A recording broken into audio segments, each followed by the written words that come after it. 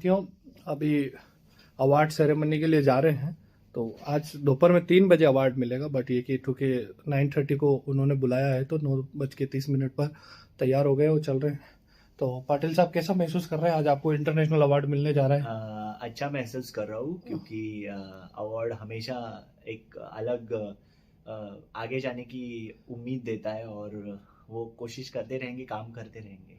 तो देखिए, कह रहे पाटिल साहब की जो भी आपको अवार्ड मिलते हैं वो सिर्फ अवार्ड नहीं होते हैं, वो आपकी लाइफ का एक मोटिवेशन होते हैं, वो आपकी लाइफ का एक इंस्पिरेशन होता है। और उससे आपका जो खास करके काम करने का तरीका जो होता है वो इतना ज़्यादा इम्प्रूवमेंट के साथ आगे बढ़ाता है आपको कि जिसकी अपेक्षाएं जो होती है कई बार आपका माइंड नहीं कर पाता है। तो एक इतने ही खूबसूरत दिन की तरफ आज बढ़ रहे हैं। तो सभी साथियों से दुआ सलाम चाहिए और आप सभी की दुआओं से बस यही कि हम इसी तरीके से आगे बढ़ते रहें। जय हिंद। ये अब हमारी बस आ गई है, बस को पिक करेंगे और यहाँ पर गेस्ट को रिसीव कर रहे हैं पार्क ब्रिज के पास।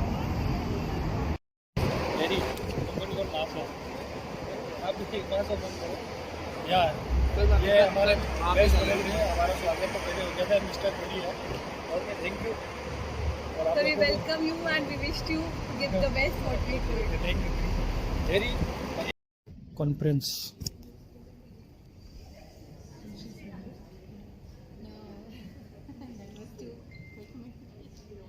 Conference will start after 10 minutes.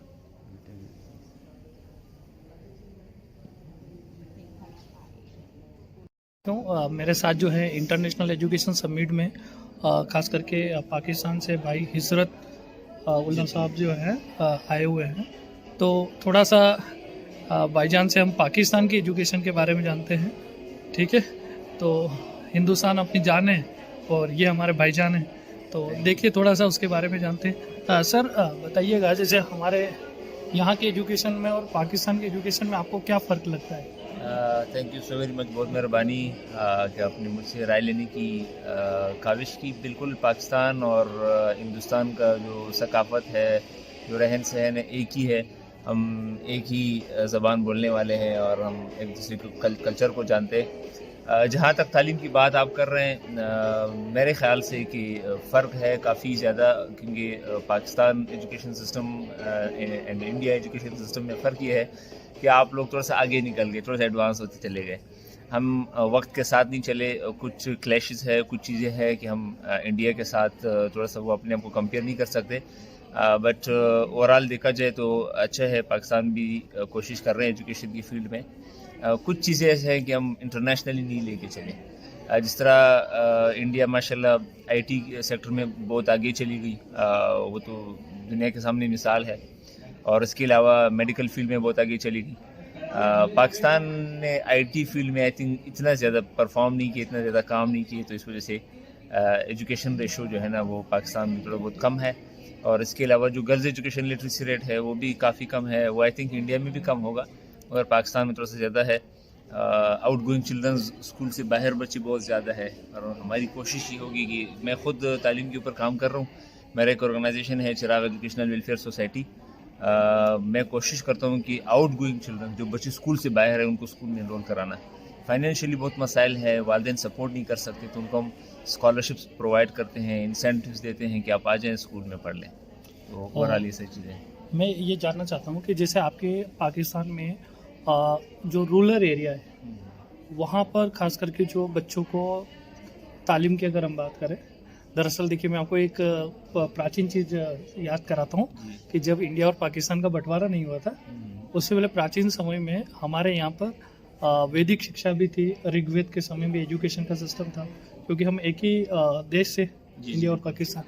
उससे पहले खास करके हम इस्लाम की बात करें तो इस्लाम में बच्चा जब मदरसे जाता था उससे पहले एक वर्ड यूज़ होता था मकतब, मकतब, और उसमें पढ़ता था। बट बाद में जब अंग्रेजी शिक्षा आई तो उसने तहस नहस किया सब। तो आज आप कैसे देखते हैं कि जो खास करके रूरल एरिया की जो खास करके प्रॉब्लम है, या जो ऐसे जो छोटे छोटे शहर है जहाँ बहुत ज़्यादा दिक्कतें हैं, जहाँ इंटरनेट नहीं है, बहुत सारी टेक्नोलॉजी नहीं है, तो वहाँ के एजुकेशन की जो खास करके अगर प्रॉब्लम को देखें तो आप कैसे देखेंगे और उसका आपके हिसाब से क्या सोल्यूशन होना चाहिए अगर गवर्नमेंट अगर उसके ऊपर कुछ काम करे तो? जी, आपने जिस तरह साइड एरियाज़ की बात की, रूरल एरियाज़ की बात की, बिल्कुल देखें, अगर देखा जाए मज़हब हमेशा इस्लाम या दीन जो है ना, जो भी मज़हब हो वो तालीम का दर्स देता है। इस तरह कुरान पाक में पहला आयत जो नाज़िल हुआ, इक़रा बिस्मि रब्बिकल्लज़ी खलक़, तो इसका मकसद ये है कि आप पढ़ लें, ये पहला जो इक़रा बिस्मि रब्बिकल्लज़ी खलक़ की आयत है, तो उस चीज़ों को अगर मद्देनज़र रखते हुए, उसके अलावा गवर्नमेंट इन सारी चीज़ों को इतना ज़्यादा फोकस नहीं कर रही है। और फिर आप अगर पॉलिटिकल साइड पे देखें तो पॉलिटिकल इश्यूज़ भी है, करप्शन भी है, और बहुत सारे ऐसे इश्यूज़ हैं कि तालीम जो है ना पसमानदे है। मैंने आपको कहा कि girls literacy rate rural areas, जो बलूचिस्तान की मैं बात कर रहा हूँ, ओवरऑल पाकिस्तान की नहीं, सिर्फ जो प्रोविंस है बलूचिस्तान, वहाँ पे 2% है, तो 2% वुमेन लिटरेसी रेट है। बाकी पूरे ओवरऑल पाकिस्तान में 27% जो है ना वो गर्ल्स एजुकेशन लिटरेसी रेट है। इश्यूज़ काफ़ी ज़्यादा है और उसके ऊपर मैं कोशिश कर रहा हूँ। मैं अक्सर इंटरव्यू इंटरनेशनल प्लेटफॉर्म पर जब जाता हूँ, मैं यही कहता हूँ कि हम कुछ नहीं कर सकते जब तक पूरा गवर्नमेंट इस सेटअप को नहीं लेकर चलेगा, जब तक वो इन सारी चीज़ों को टेक ओवर नहीं करेगा, तो अकेला एक ऑर्गेनाइजेशन, अकेला एक इंडिविजुअल कुछ नहीं कर सकता। मैं बज़ात खुद और मेरी ऑर्गेनाइजेशन हम कोशिश कर रहे हैं, तकरीबन जब से 2017 से हमने ये इदारा बनाया, अब तक हमने 7,000 या 3,000 तक हमने बच्चे इनरोल कराए हैं। इन 3,000 बच्चे जो हमने इनरोल कराए, ये सिर्फ हम नहीं कर सकते, हमने तो अपना वो कर लिया। अब गवर्नमेंट को चाहिए कि इतना बड़ा जो बच्चे स्कूल से बाहर है, 60% children are out of schools, तो उनको चाहिए कि वो इनरोल करा दें और फैसिलिटीज़ प्रोवाइड करें। क्या आप ये मानते हैं कि जब पाकिस्तान में लिटरेसी रेट बढ़ेगा और जब लोगों को ज़्यादा अच्छी तालीम मिलेगी और वो पढ़ेंगे लिखेंगे, तो जो पाकिस्तान की जो प्रॉब्लम है वो भी कंट्रोल होंगे और कहीं ना कहीं भारत और पाकिस्तान के बीच में अमन और चैन जो है वो और ज़्यादा बढ़ेगा? क्या आपको ये लगता है? बिल्कुल, तालीम जो है ना वो इंसान को शऊर दिलाता है, और जाहिर सी बात है जब लिखे पढ़े लोग होंगे वो एक दूसरे से प्यार करेंगे, मोहब्बत करेंगे, इंसानियत की खिदमत के लिए काम करेंगे। उससे न बल्कि पाकिस्तान तरक्की करेगा, साथ साथ जो हमारा हमसाया मुल्क है इंडिया, उनके साथ हमारे ताल्लुकात बहुत अच्छे होंगे। हम चाहते हैं कि हम एक दूसरे के साथ मिल लें, एक दूसरे को सपोर्ट करें, एक दूसरे से सीखने की कोशिश करें। बट कुछ पॉलिटिशियन ऐसे हैं, सियासी ऐसे हैं कि एक दूसरे को लड़ाने में लग जाते हैं, एक दूसरे के ख़िलाफ़ बातों में लग जाते हैं। वरना हम चाहते हैं कि बहुत सारी इस तरह की सकाफ़ती चीज़ें हैं, बहुत सारे ऐसे एरियाज़ हैं, डेस्टिनेशंस हैं इंडिया में। हम चाहते हैं, मैं बज़ाते खुद चाहता हूँ कि मैं इंडिया विज़िट करूँ, इंडिया देख लूँ, क्योंकि वहाँ का जो रहन सहन है, जो चीज़ें हैं, वो हमारे इस्लाम से रिलेटेड है, मजहबी बहुत सारी चीज़ें एक जैसे हैं। जब इस्लाम से रिलेटेड नहीं है, आपका प्राचीन तो भारत ही है। हम भारत पाकिस्तान तो 1947 के बाद हुए ना।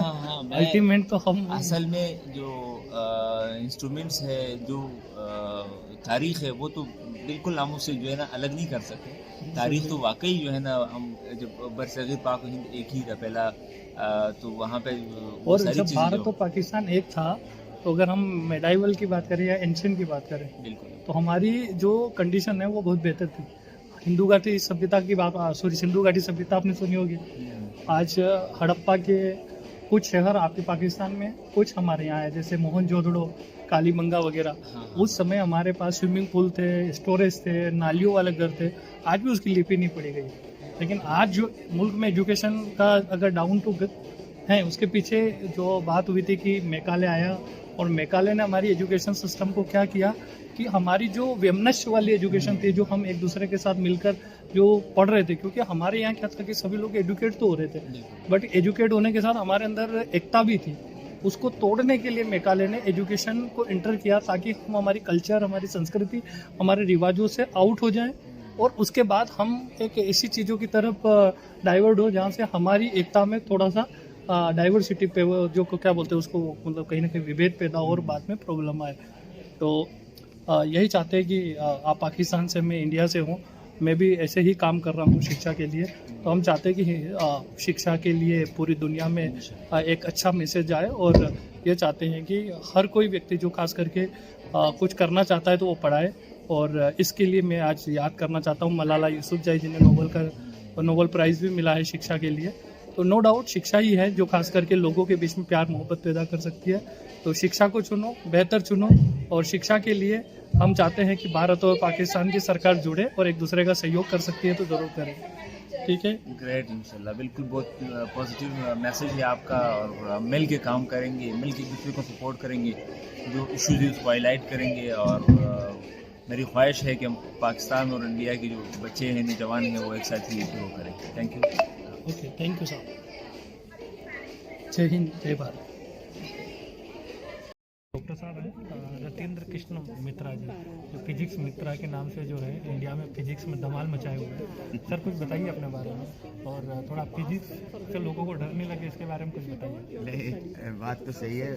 फिजिक्स ऐसा सब्जेक्ट है जिसको जनरल अगर किताब से खाली पढ़े तो बहुत ही बोरिंग और बहुत ही disturbing, because lot of assumptions are there and mathematics is full there. Okay, तो हम लोग यही से सोचते हैं कि अगर फिजिक्स को अगर थोड़ा अप्लाइड बना दिया जाए, थोड़ा एक्सपेरिमेंट ओरिएंटेड बना दिया जाए, तो that will be much easier. Experiment does not mean that हम उसको बच्चों को ले जाए लैब में और कुछ एक्सपेरिमेंट दिखाए। छोटे छोटे चीज़ को भी आप कर सकते हैं। फॉर एग्जांपल, अगर जैसे आपका कोई भी बोतल है, फॉर एग्जाम्पल ये जैसे बोतल आपको दिख रहा है, तो ये एक वाटर बोतल है। इसके पीछे अगर मैं एक पेंसिल रख दूँ तो आप you can see the large image, पूरा मोटा दिखेगा पेंसिल, बाहर से पतला नीचे से मोटा।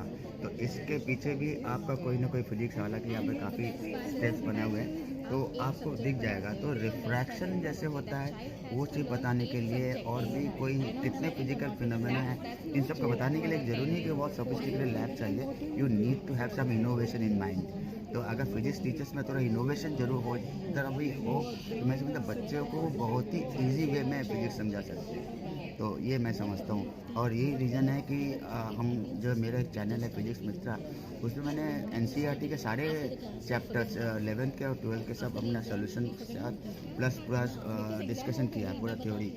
उसमें बीच बीच में मैं ज़रूर कोशिश किया जहाँ जहाँ पॉसिबल है। एटॉमिक फिजिक्स में तो नहीं पॉसिबल है, लेकिन जहाँ जहाँ पॉसिबल है वहाँ पर मैंने एक्सपेरिमेंट भी दिया।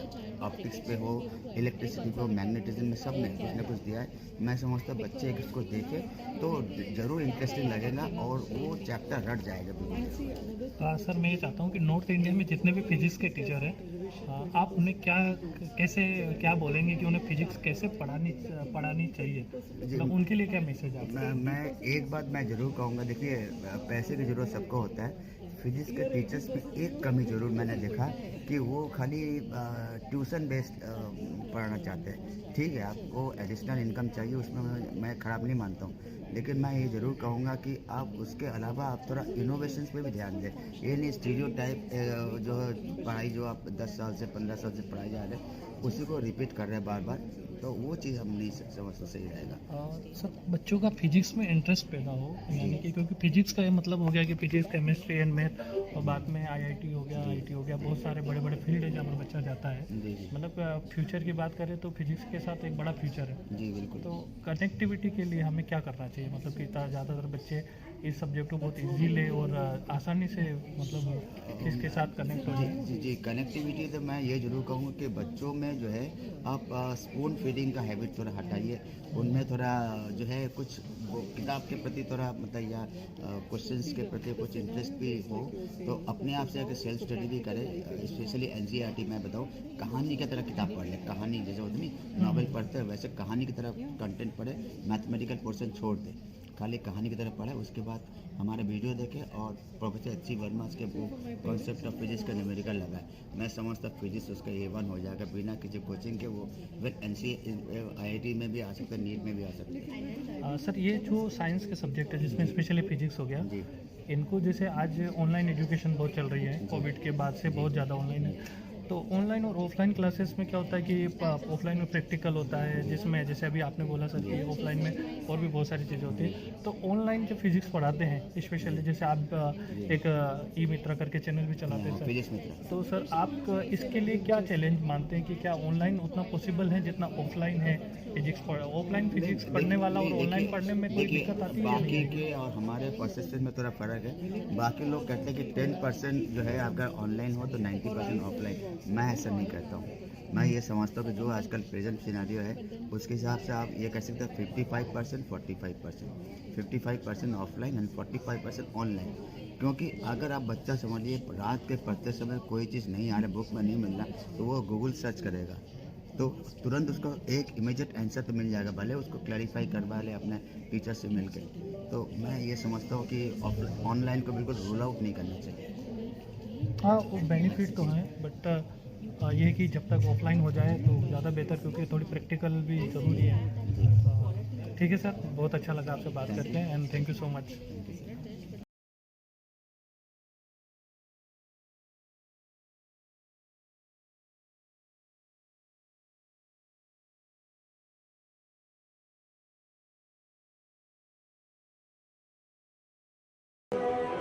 Is he here? He's right here. Yay! Put your hands together for Dilip Kumar Sharma.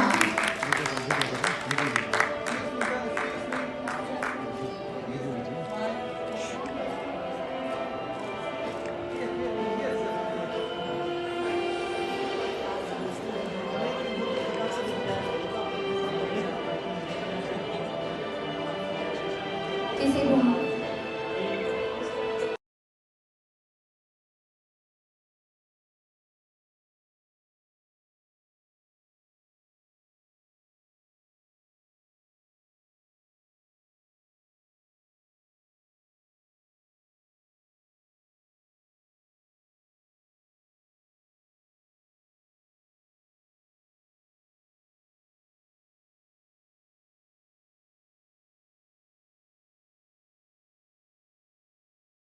Doctor साहब हैं रतेंद्र कृष्ण मित्रा जी, जो फिजिक्स मित्रा के नाम से जो है इंडिया में फिजिक्स में धमाल मचाए हुए हैं। सर कुछ बताइए अपने बारे में, और थोड़ा फिजिक्स से लोगों को डर नहीं लगे इसके बारे में कुछ बताइए। नहीं, बात तो सही है।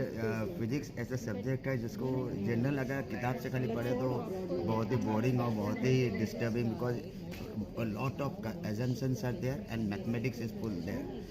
ओके, तो हम लोग यही से सोचते हैं कि अगर फिजिक्स को अगर थोड़ा अप्लाइड बना दिया जाए, थोड़ा एक्सपेरिमेंट ओरिएंटेड बना दिया जाए, तो that will be much easier. Experiment does not mean that हम उसको बच्चों को ले जाए लैब में और कुछ एक्सपेरिमेंट दिखाए। छोटे छोटे चीज़ को भी आप कर सकते हैं। फॉर एग्जांपल, अगर जैसे आपका कोई भी बोतल है, ये जैसे बोतल आपको दिख रहा है, तो ये एक वाटर बोतल है। इसके पीछे अगर मैं एक पेंसिल रख दूँ तो आप you can see the large image, थोड़ा मोटा दिखेगा पेंसिल, बाहर से पतला नीचे से मोटा। तो इसके पीछे भी आपका कोई ना कोई फिजिक्स, हालांकि यहाँ पे काफ़ी स्टेप्स बने हुए हैं, तो आपको दिख जाएगा। तो रिफ्रैक्शन जैसे होता है वो चीज़ बताने के लिए, और भी कोई कितने फिजिकल फिनोमेना हैं, इन सब को बताने के लिए जरूरी नहीं कि बहुत सोफिस्टिकेटेड लैब चाहिए। You need to have some innovation in mind.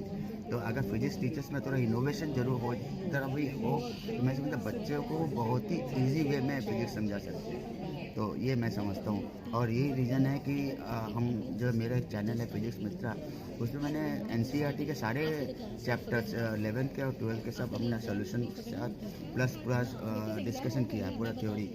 उसमें बीच में मैं ज़रूर कोशिश किया जहाँ जहाँ पॉसिबल है।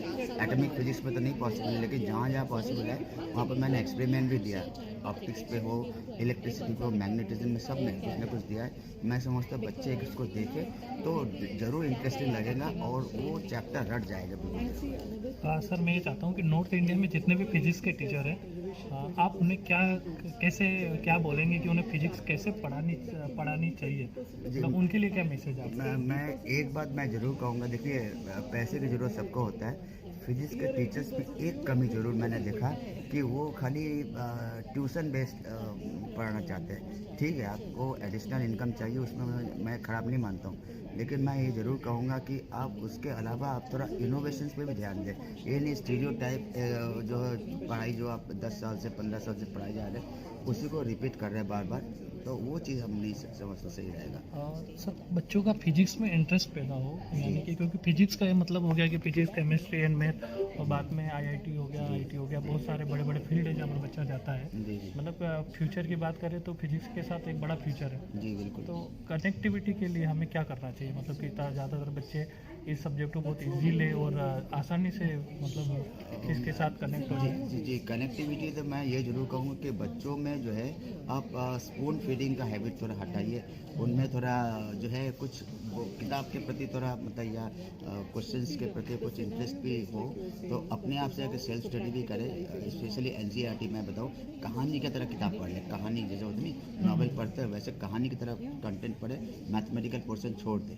खाली कहानी की तरह पढ़े, उसके बाद हमारे वीडियो देखे और प्रोफेसर एच सी वर्मा के कॉन्सेप्ट ऑफ फिजिक्स का न्यूमेरिकल लगाए। मैं समझता फिजिक्स उसका A1 हो जाएगा बिना किसी कोचिंग के। वो फिर IIT में भी आ सकते हैं, नीट में भी आ सकते हैं। सर ये जो साइंस के सब्जेक्ट है जिसमें स्पेशली फिजिक्स हो गया, जी इनको जैसे आज ऑनलाइन एजुकेशन बहुत चल रही है, कोविड के बाद से बहुत ज़्यादा ऑनलाइन है, तो ऑनलाइन और ऑफलाइन क्लासेस में क्या होता है कि ऑफलाइन में प्रैक्टिकल होता है, जिसमें जैसे अभी आपने बोला सर कि ऑफलाइन में और भी बहुत सारी चीज़ें होती हैं, तो ऑनलाइन जो फिजिक्स पढ़ाते हैं स्पेशली, जैसे आप एक ई मित्रा करके चैनल भी चलाते हैं फिजिक्स सर, मित्र। तो सर आप इसके लिए क्या चैलेंज मानते हैं कि क्या ऑनलाइन उतना पॉसिबल है जितना ऑफलाइन है फिजिक्स ऑफलाइन फिजिक्स पढ़ने वाला और ऑनलाइन पढ़ने में कोई देखिए, दिक्कत आती है? बाकी के और हमारे परसेंटेज में थोड़ा फर्क है। बाकी लोग कहते हैं कि 10% जो है आपका ऑनलाइन हो तो 90% ऑफलाइन। मैं ऐसा नहीं करता हूँ। मैं ये समझता हूँ कि जो आजकल प्रेजेंट सिनेरियो है उसके हिसाब से आप ये कह सकते हैं 55% 45%,